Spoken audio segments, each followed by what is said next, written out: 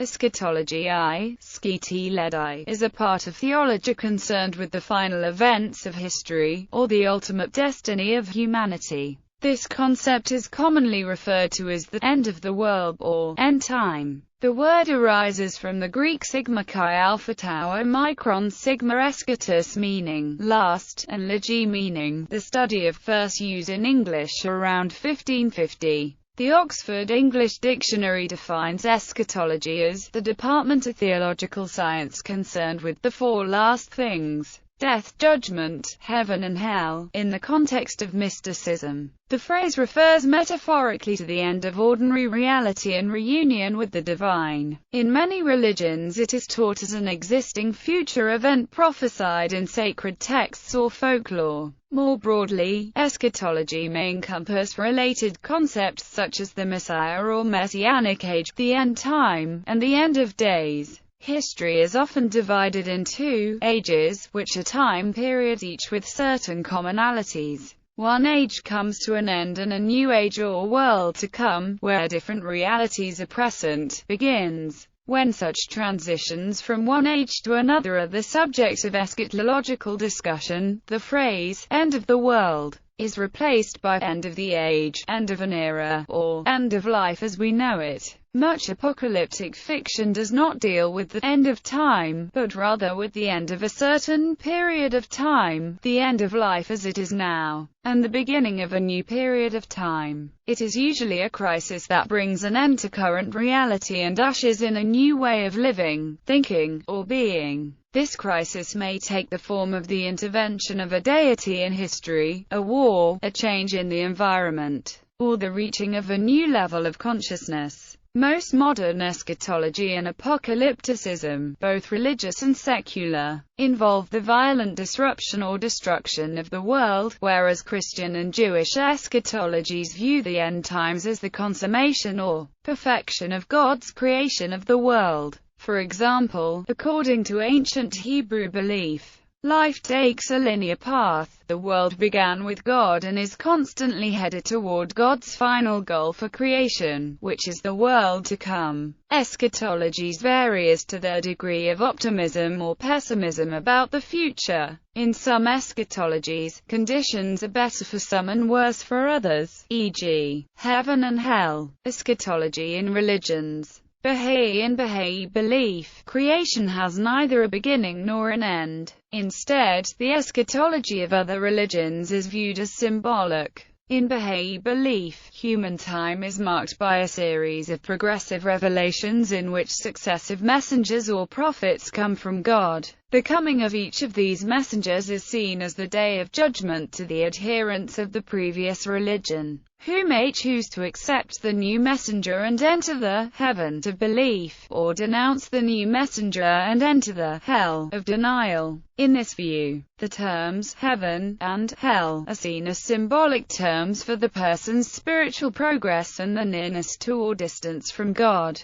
In Baha'i belief, the coming of Baha'u'llah, the founder of the Baha'i faith, signals the fulfillment of previous eschatological expectations of Islam, Christianity and other major religions. Buddhism, Christianity. Christian eschatology is concerned with death, an intermediate state, heaven, hell, the return of Jesus, and the resurrection of the dead. Several evangelical denominations include a rapture, the Great Tribulation, the Millennium, end of the world, the Last Judgment, a new heaven and a new earth, and the ultimate consummation of all of God's purposes. Eschatological passages are found in many places, especially Isaiah, Daniel, Ezekiel, Matthew chapter 24, the sheep and the goats, and the book of Revelation. But Revelation often occupies a central place in Christian eschatology. The second coming of Christ is the central event in Christian eschatology. Most Christians believe that death and suffering will continue to exist until Christ's return. There are, however, various views concerning the order and significance of other eschatological events.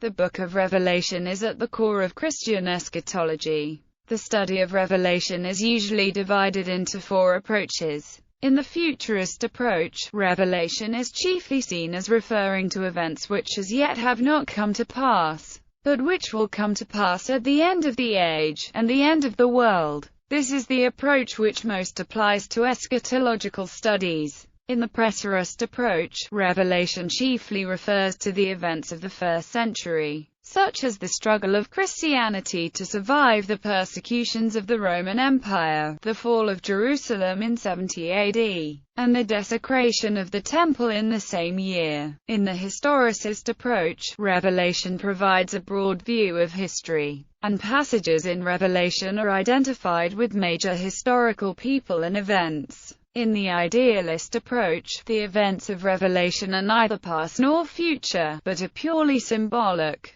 dealing with the ongoing struggle and ultimate triumph of good over evil. Hinduism. Contemporary Hindu eschatology is linked in the Vaishnava tradition to the figure of Kalki, the 10th and last avatar of Vishnu before the age draws to a close, who will reincarnate as Shiva, simultaneously dissolves and regenerates the universe. Most Hindus believe that the current period is the Kali Yuga, the last of 4 yuga that make up the current age. Each period has seen successive degeneration in the moral order, to the point that in the Kali Yuga quarrel and hypocrisy are the norm. In Hinduism, time is cyclic, consisting of cycles or kalpas. Each kalpa lasts 4.18.2 billion years, which is a period of 1 full day and night for Brahma, who in turn will live for 311 trillion, 40 billion years. The cycle of birth, growth, decay, and renewal at the individual level finds its echo in the cosmic order, yet is affected by vagaries of divine intervention in Vaishnavite belief.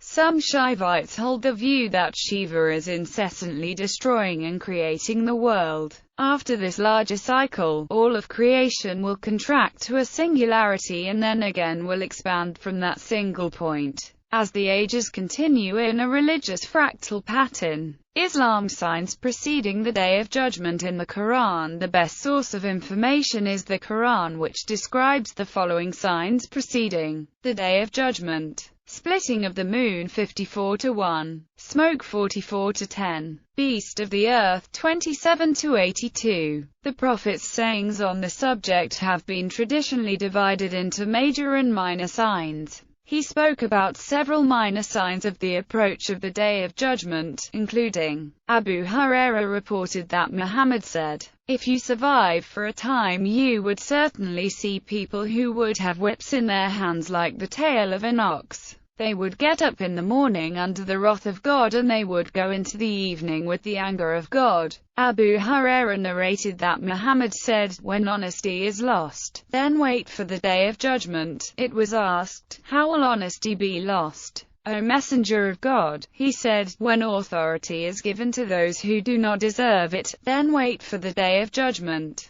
Umar ibn al-Khattab, in a long narration, relating to the questions of the angel Gabriel, reported, "Inform me when the Day of Judgment will be." He, the Prophet Muhammad, remarked, "The one who is being asked knows no more than the inquirer." He, the inquirer, said, "Tell me about its indications." He, the Prophet Muhammad, said, "That the slave girl gives birth to her mistress and master, and that you would find barefooted, destitute shepherds of goats vying with one another in the construction of magnificent buildings. Before the Day of Judgment there will be great liars, so beware of them. When the most wicked member of a tribe becomes its ruler, and the most worthless member of a community becomes its leader, and a man is respected through fear of the evil he may do, and leadership is given to people who are unworthy of it, expect the Day of Judgment." Regarding the major signs, a companion of the Prophet narrated, "Once we were sitting together and talking amongst ourselves when the Prophet appeared. He asked us what it was we were discussing. We said it was the Day of Judgment. He said, 'It will not be called until 10 signs have appeared: smoke, Dajjal, the creature, the rising of the sun in the west, the second coming of Jesus, the emergence of Gog and Magog, and 3 sinkings, one in the east, another in the west and a third in the Arabian Peninsula.'" Judaism addresses the end times in the Book of Daniel and numerous other prophetic passages in the Hebrew Scriptures. and also in the Talmud, particularly Tractate Avodah Zarah. Zoroastrianism, eschatology, equivalents in science and philosophy. Futures studies and transhumanism. Researchers in futures studies and transhumanists investigate how the accelerating rate of scientific progress may lead to a technological singularity in the future that would profoundly and unpredictably change the course of human history, and result in Homo sapiens no longer being the dominant life form on Earth.